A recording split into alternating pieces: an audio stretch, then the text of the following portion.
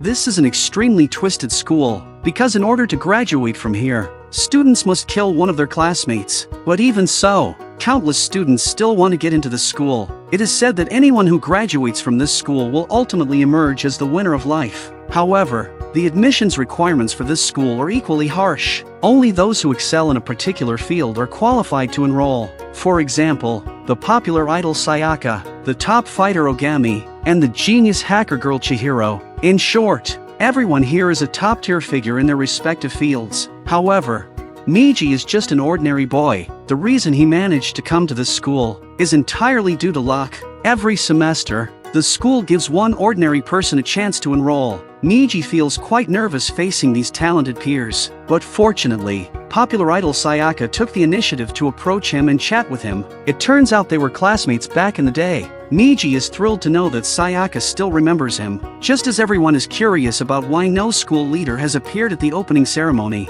Suddenly, a talking Monokuma jumps onto the podium. Monokuma claims to be the principal of this school. Then he announces a bizarre rule. All 15 new students must live in this school for life. This rule immediately causes dissatisfaction among everyone. Then Monokuma announces another rule. If they want to leave the school, they must kill a classmate without being caught. This outrageous rule infuriates the fighter Mondo. He wants to teach the so-called principal a lesson, but suddenly, Monokuma's eyes start flashing red. Mondo quickly throws him out. After a loud explosion, Monokuma reappears in front of everyone. He says the explosion was just a little warning for them, but if anyone breaks the school rules, they will face severe punishment. After saying this, Monokuma leaves. This twisted opening ceremony makes the new students feel uneasy, but soon, some of them quickly regain their composure. They believe the priority is to thoroughly investigate the surroundings of the school. So, everyone decides to split up to gather information. However, Mondo and Byakuya quickly fall into an argument due to differing opinions. Niji sees this and rushes to stop the fight, but ends up knocked unconscious by a punch from Mondo. When Niji woke up again, he found himself back in his room. Sayaka was by his side. She was a little worried about Niji, since in this unfamiliar school, Niji was the only friend she had. Niji could never have imagined that a popular idol would now be spending time alone with him. So, they both mutually agreed to escape from here together. Later, Niji arrived at the hall. Mondo first apologized to Niji, and then everyone began to summarize the current situation. First, all exits were firmly sealed. Second, the stairs leading to the upper floors were blocked by iron gates. This meant they were trapped on the first floor of the building. Each person had their own room, but they were all being monitored by cameras. The kitchen was filled with all kinds of ingredients, and fresh food was automatically replenished every day. This investigation left everyone feeling confused, because the living conditions were too good here. Not only was there delicious food, but also beautiful women for company. This made some people feel that even if they lost their freedom for a while, it wouldn't matter much. 2.5 days passed quickly, but they still hadn't discovered anything new. At this point, no one particularly wanted to leave. Most of them just complained from time to time. Then, Monokuma appeared again. He thought these new students were too boring, so he took everyone to the audiovisual room and gave each of them a disc with their name written on it. The content of the video was that each person's family was in danger. After watching the video, Sayaka was the most emotional. She wanted to leave, but she was unwilling to kill. Just when Sayaka's emotions were about to completely spiral out of control, Niji quickly calmed her down. Monokuma had prepared a special set of tools for everyone, and how they used them was entirely up to them. Niji instantly understood Monokuma's true intention. He wanted them to use these tools as weapons, to kill each other. However, just when Niji was about to wash up and go to bed, Sayaka suddenly knocked on his door. Sayaka said she was very scared. She felt someone might try to kill her. Seeing this, Niji immediately suggested that Sayaka sleep in his room, but Sayaka shyly said she just wanted to swap rooms with Niji. Although Niji didn't fully understand Sayaka's true intentions, he still agreed. The next morning, Niji went to the hall. Soon, the other students walked in one by one, but Niji didn't see Sayaka. So, he immediately rushed to his room. The door wasn't locked, and the room was in complete disarray. Niji then opened the bathroom door and was met with a terrifying sight. In shock, Niji fainted on the spot. When he woke up again, everyone was gathered in the gym. It was clear that everyone knew about Sayaka's death. However, they could only obediently stay there, waiting for Monokuma's instructions. Kyoko, standing nearby, told everyone that what they were in wasn't a school, but rather more like a prison, and the people there weren't students, but prisoners. At that moment, Monokuma appeared. He told everyone that Sayaka's death had nothing to do with him. This meant the killer had to be one of the 14 students. Upon hearing this, everyone started eyeing each other warily, but Byakuya, however, believed that arguing about who the killer was didn't matter anymore, because the killer had already fulfilled the condition to leave. At that point, the person who could leave would be the killer, but Monokuma responded, saying that the killer had only completed half of the requirements to leave. He must clear their name to truly escape. Monokuma stated that the next step would be the trial process. The remaining 14 would have to discuss and use clues to determine who the killer was. If they identified the real murderer, the killer would be punished, but if an innocent person was wrongly accused, then everyone would be punished, and the true killer would be the one to leave and gain freedom. At this point, someone curiously asked what the so-called punishment was. Monokuma answered flatly, "The punishment is sitting in an electric chair and undergoing electrocution, or inhaling poisonous gas until death." Hearing this, everyone was immediately unable to accept it. Junko even refused to participate in this so-called courtroom game on the spot. She then stomped hard on Monokuma's face, but in the next moment, Junko was pierced by countless steel needles. Seeing this, everyone lost all thoughts of resistance, as most of the group fell into panic.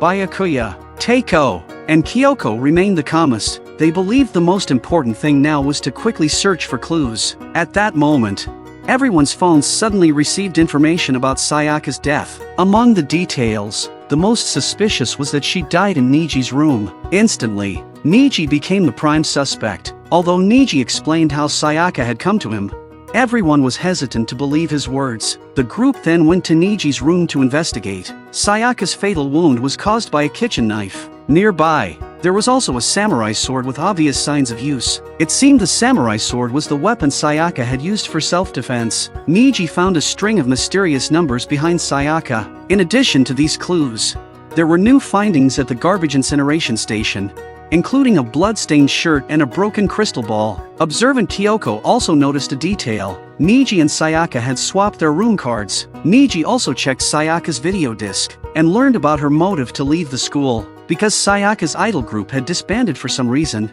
and they could no longer perform as an idol group. For Sayaka to uncover the truth behind this, she had to leave the school. Before they knew it, it was evening. Following Monokuma's instructions, the group took the elevator through the basement. There, they would enter the courtroom phase and try to find the real murderer. If they chose the wrong suspect, everyone would be executed. At this point, Niji was still the prime suspect for most people. The debate quickly began in earnest. Because Sayaka had died in Niji's room, Niji was undoubtedly the primary suspect. However, there was still a possibility that someone else could have committed the crime. Kyoko suggested focusing on the murder weapon, the kitchen knife, as a breakthrough. At this moment, Asahina and Ogami suddenly remembered that a few hours before the incident, they had seen Sayaka in the kitchen, but the problem was, after Sayaka obtained the knife, she ended up dead. Byakuya then offered a reasonable explanation. He said the killer must have taken the knife away from her and used it to kill her. Just as the debate seemed to be at a deadlock, Kyoko suddenly spoke up, claiming she had evidence that could prove Niji's innocence, because the bathroom door lock in Niji's room had already been broken before the incident. This fact was only known by Sayaka and Niji. In other words, if Niji really wanted to kill Sayaka, who was hiding in the bathroom, there was no need to break the lock. With Niji's suspicion cleared, the case became even more perplexing. The group had no choice but to search for a new breakthrough. How did the killer get into the room? After all, the door was a solid anti-theft door. It would be impossible to open it from the outside without large tools. At this point, the writer Yamada proposed a bold idea. He suggested that Sayaka had voluntarily opened the door to let the killer in. Niji immediately countered, saying that everyone had seen how frightened Sayaka was before the incident. Such a timid person would never have opened the door willingly. At this moment, Kyoko suddenly spoke up. She believed that Sayaka's fear had all been a facade. Her words caused a stir in the room. Kyoko had made a copy of the contents Sayaka had once written in her notebook. which revealed that Sayaka had intended to invite someone to her room. But soon, a new problem arose. Who had swapped the room cards of Niji and Sayaka? Byakuya thought that Sayaka, after planning the murder, had swapped the room cards to frame Niji. Sayaka likely intended to ambush a particular person, but instead, she was killed by that person in return. The physical evidence and signs of a struggle at the scene fit perfectly with everyone's deduction. However, compared to Sayaka's motive for murder, everyone feels that the top priority is still to find the killer who murdered Sayaka.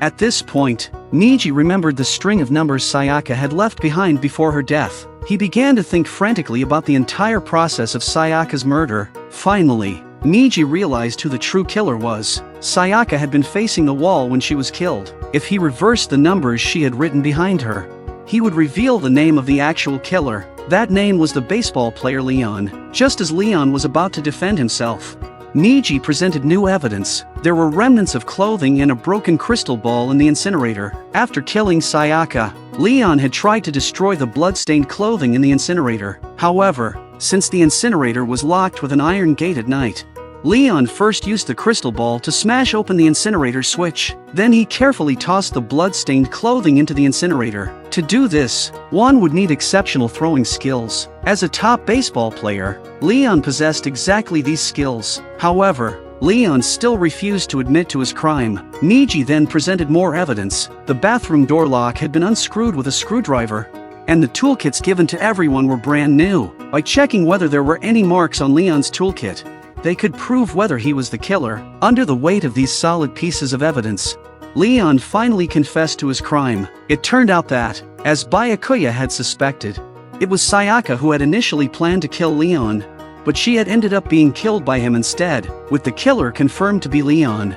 The next stage was the dramatic execution. Monokuma had a special punishment prepared for the baseball player Leon. He tightly bound Leon to a pillar, then placed a pitching machine full of baseballs in front of him. In an instant, the machine fired baseballs like a machine gun, firing a continuous stream of high-speed balls at Leon. Within moments, Leon's body was torn apart by the relentless barrage. After the first killer was revealed, Monokuma opened the second floor of the school as a reward for the students. Here they found a letter left by the former principal. The letter revealed that the school had been abandoned a year ago, meaning it had been taken over by a mysterious organization. This also meant that they had no chance of seeking help from the outside world. The only way to leave this place was by following the rules of the school and killing others. Some chose to accept this reality and treated it as a game to enjoy, while others lived in constant fear. However, in the following days, no further deaths occurred. Monokuma, seeing that things were becoming boring,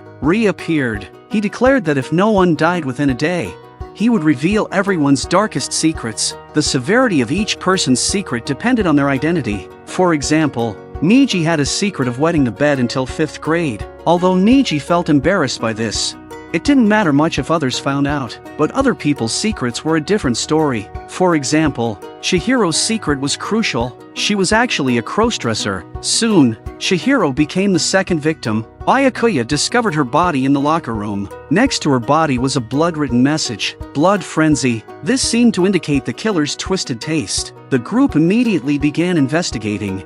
According to the death report, Chihiro had been struck in the head with a blunt object and died on the spot. The blood-stained barbell was clearly the murder weapon. Teiko informed the group that the last time she saw Chihiro, she was carrying a bag filled with sportswear, as if she had planned to meet someone somewhere. Once the clues were gathered, the group entered the courtroom session. Teiko remembered that when she last saw Chihiro, the bag contained a sports uniform. However, the uniform was missing from the crime scene. Just then, Mondo suddenly said that the blue tracksuit may have been destroyed by the killer. His statement immediately caught everyone's attention. This was because Teiko had never mentioned the color of Chihiro's sports uniform. Yet, Mondo was able to say it was blue. Teiko had been the only one to see Chihiro before the incident.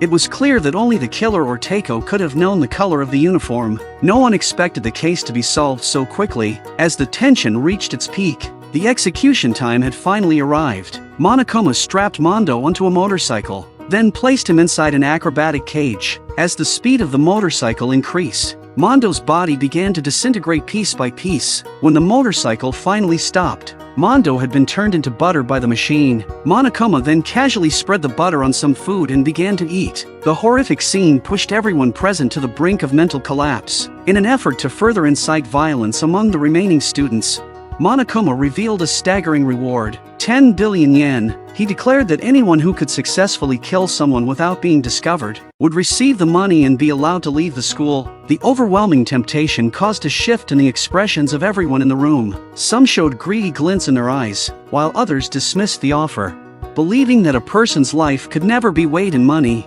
though everyone verbally claimed they would not be swayed by greed. Some had already begun to devise plans to kill. At this moment, they discovered a computer in a cabinet. To their surprise, the computer suddenly displayed the image of the deceased Chihiro. She had been a genius hacker before her death, but now, after dying, she had become an AI. Chihiro explained that she had been decrypting files inside the computer. She had found an interesting photo. The photo showed Mondo, Leon, and Chihiro together, smiling as if they were very close. The strange thing was that these three had never known each other before coming to the school. Yet, in the photo, they appeared extremely familiar with one another. This added to the mystery, because everyone had witnessed the deaths of Mondo, Leon, and Chihiro firsthand. But what was even more bizarre was that Yamada had fallen in love with the AI. Chihiro. No matter what Chihiro asked him, he would tell her everything without hesitation. And what was even more absurd was that Ishimaru also had fallen in love with Chihiro. To prevent the two of them from causing trouble, Kyoko firmly prohibited them from approaching the computer. However, an unexpected incident occurred soon after. The next day, the computer was nowhere to be found. Byakuya suspected that there was definitely a spy among them sent by Monokuma. The following morning, only 4 people showed up for the meeting. They waited for a long time but still no one else arrived. With no other choice, they decided to split up and search for the others. Not long after, Asahina found Teiko, who was unconscious on the 3rd floor. Soon, Teiko regained consciousness. She told everyone that she had been knocked out by a mysterious person using a hammer, and that the person had taken Yamada to the 2nd floor. Hearing this, everyone rushed to the 2nd floor, where they encountered Byakuya and Toko. Eventually, they found the attacked Yamada in a room. However, when they asked Yamada who had attacked him, he said it was a robot, but Teiko confirmed that Yamada wasn't lying, because she had taken a photo of the robot holding Yamada hostage. So, they all agreed to split up to search for the robot. But another unexpected event occurred soon after. Byakuya discovered the body of Ishimaru, and at the same time, Yamada, who should have been in the infirmary, also disappeared, leaving behind a pool of blood. The 2 consecutive deaths raised everyone's anxiety to a peak. What was even more terrifying was that, just minutes after they left, Ishimaru's body also vanished. So, they began searching for the bodies again. Teiko was the first to find Yamada and Ishimaru in a room on the 3rd floor, but Yamada wasn't dead. He said the person who attacked him was Yasuhiro. Then, Yamada died completely. The group later found the most suspicious person, Yasuhiro, in a closet. However, Yasuhiro was encased in a heavy mech suit, which made even moving extremely difficult for him. It was impossible for him to have killed 2 people in such a short time. Yasuhiro explained that he had been attacked the night before, and was then placed into the mech suit. With the evidence collection time now over, they entered the courtroom once again. Everyone began to share their theories. Teiko believed Yasuhiro was the killer, but Niji immediately rejected that theory, saying it was impossible for Yasuhiro to move the bodies from the 2nd floor to the 3rd. Considering his heavy suit, Teiko then proposed that if Yasuhiro wasn't the killer, the only other possibility was Kyoko, who had been mostly acting alone. However, this theory was quickly refuted by Kyoko, who pointed out that it would have been impossible for her to move 2 bodies. Kyoko, however, believed that Yamada had walked up the stairs himself. This was because, when they first discovered Yamada, his glasses were covered in blood, but when he appeared on the 3rd floor, the blood was gone. From this, it can be inferred that Yamada wiped the blood off his glasses himself. Further evidence pointed to the fact that Yamada wasn't just a victim, he was very likely the one who killed Ishimaru. Niji thought that someone had deceived and used Yamada, and that person was the true mastermind behind the murders. As the group was about to enter a deadlock and vote blindly, Niji suddenly recalled the photo that Teiko had taken. In the photo, it was not the mech attacking Yamada, it was Yamada carrying the mech. When Teiko saw that suspicion was turning toward her, She panicked and tried to defend herself, arguing that if she were the killer, why would Yamada call out Yasuhiro's name before dying? However, Miji pointed out that Teiko had been hiding her real name all along, and her real name was also Yasuhiro. Miji told everyone that by presenting their electronic handbooks from when they enrolled, they would be able to find out Teiko's real name. At this point, Teiko stopped denying it. She readily admitted to her crimes. Teiko had initially used her charm and the computer to convince Yamada to kill Ishimaru. The naive Yamada thought he would escape with her, but little did he know, Teiko's final plan was to kill him. Although Teiko had insisted that money couldn't measure a person's life, she was more desperate than anyone else to get the prize money and escape, to live a luxurious life outside the school. Monokuma took Teiko to the execution ground. Her sentence was a European noble and witch's most famous punishment, the burning at the stake. Teiko was quite pleased with this noble death, as she fantasized about her happy life after reincarnation, but Monokuma would not grant her that wish. Just as the execution was halfway through, a fire truck suddenly came crashing through and ran over Teiko, killing her instantly.